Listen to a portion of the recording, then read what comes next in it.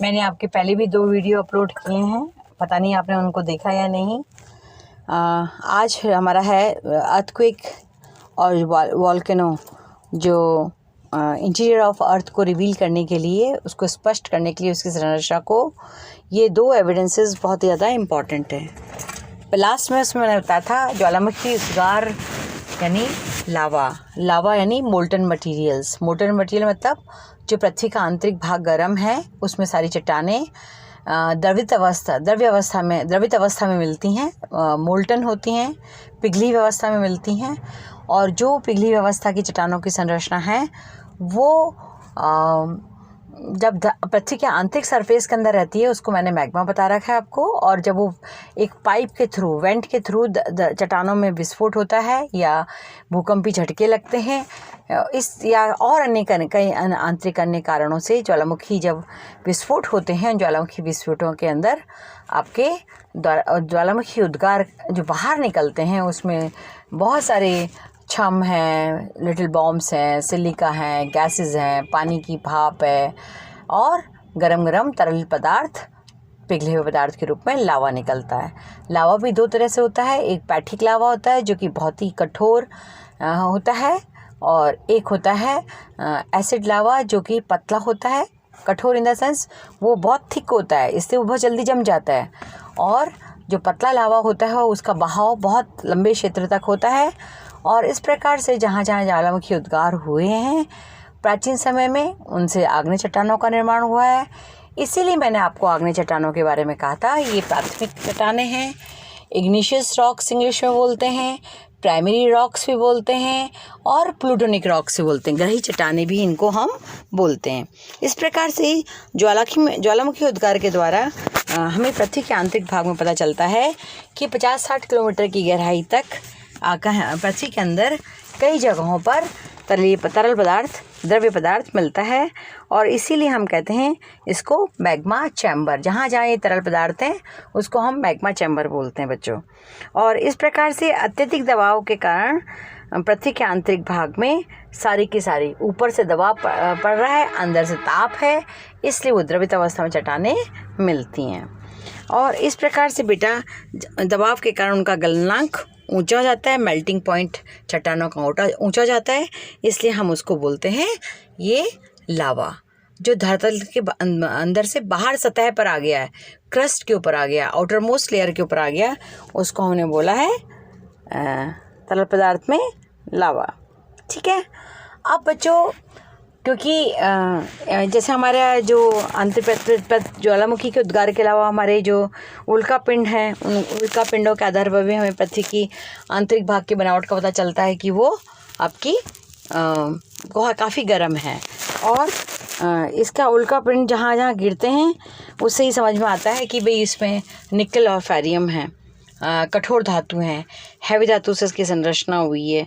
और इस प्रकार से उल्का पिंडों से 2 बात स्पष्ट होती है कि उल्का पिंडों में प्याज के समान संकेंद्रीय परत होती है, कॉन्सेंट्रिक लेयर्स। जैसे हमारा अनियन होता है ना, उसमें लेयर एक निकालो तो बाहर की बिल्कुल हल्की पतली होती है, फिर दूसरी उससे ज़्यादा, फिर तीसरी उससे ज़्यादा। तो इस प्रकार से उनका कॉन्सेंट्रिक लेयर्स बहुत ज़्यादा पाई जाती हैं।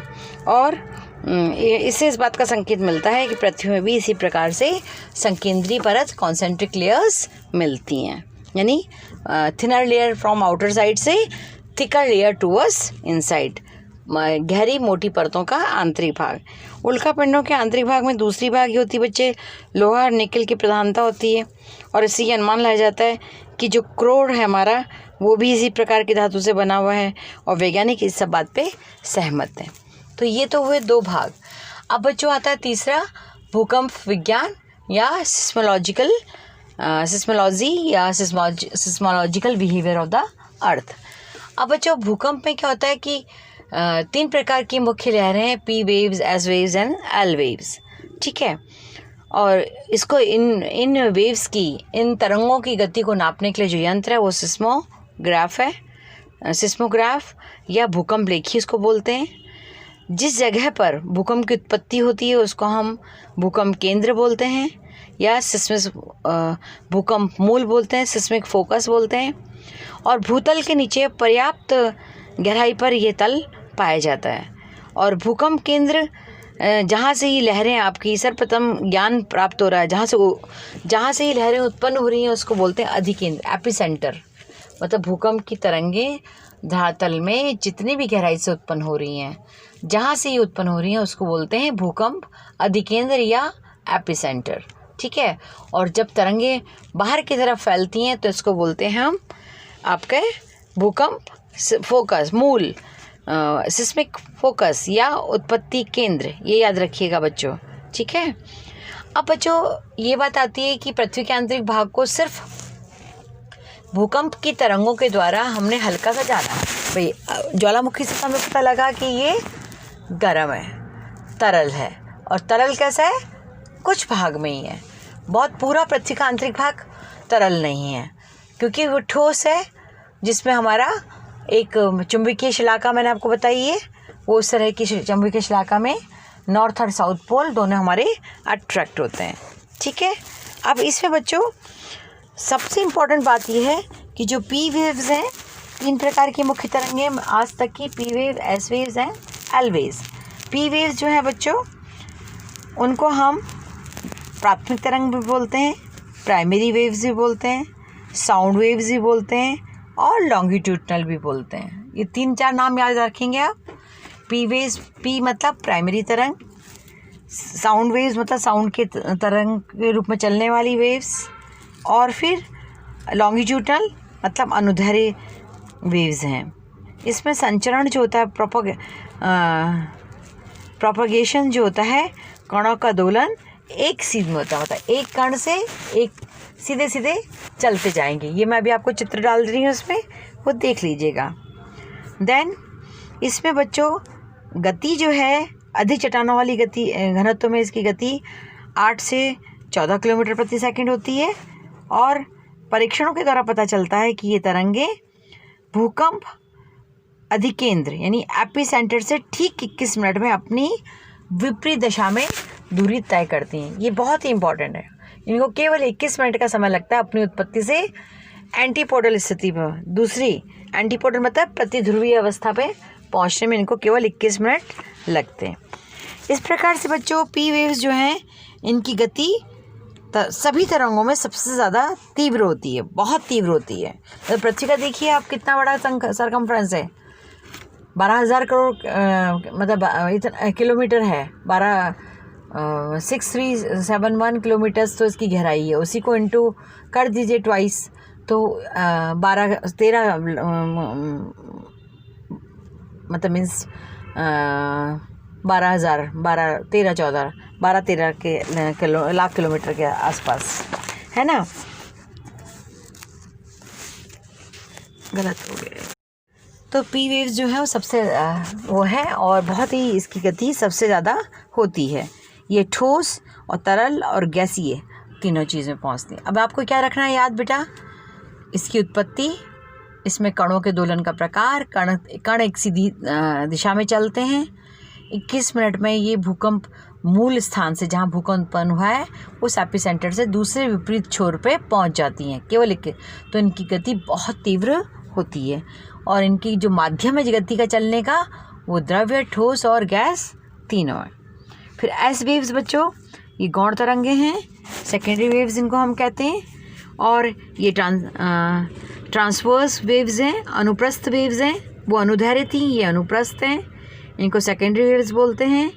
इन तरंगों का संचरण का दिशा जो है एक दूसरे से समकोण पे, ऊपर कण जाएगा, पुश होके वापस नीचे आएगा, फिर वो आगे धकेलेगा, फिर ऊपर कण जाएगा, तो मतलब जैसे आपका 90 डिग्री का कोण बनता है समकोण, ये इस तरह से इसमें एस वेव्स का कोण है।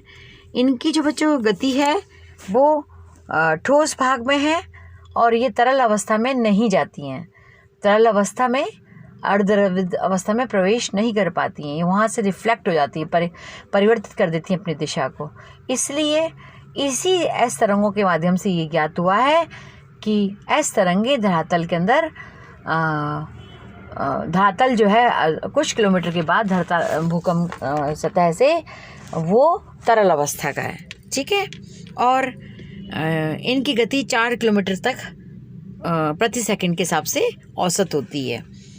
और एल वेव्स बच्चों लॉन्गिट्यूडनल धरातलीय तरंगे, सरफेस वेव, ये सबसे लंबी होती हैं। इनको दूरी बहुत ज़्यादा तय करने में समय लगता है। ये केवल धरातल के ऊपरी भाग सतह तक ही सीमित होती हैं।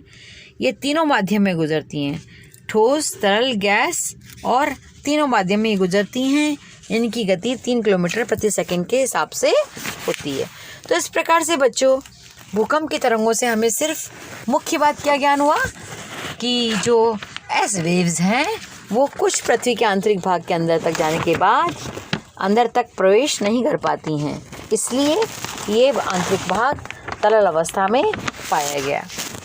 अब बच्चों जो ये तरंग हैं, ये प्रथम प्रकार की जो तरंगें मतलब पी वेव्स एस वेव की तरंगों को बेटा फिर बाद में अनेक जोग्राफर्स ने इसको क्लासीफाई किया, और इंगे लेहमन जो लेडी हैं यूगोस्लोवाकिया की, हालांकि कई किताबों में डेनमार्क है पर उनका जो कल्पा वैली है वो यूगोस्लाविया में उनका अध्ययन का क्षेत्र था, वहाँ उन्होंने इसको अध्ययन किया।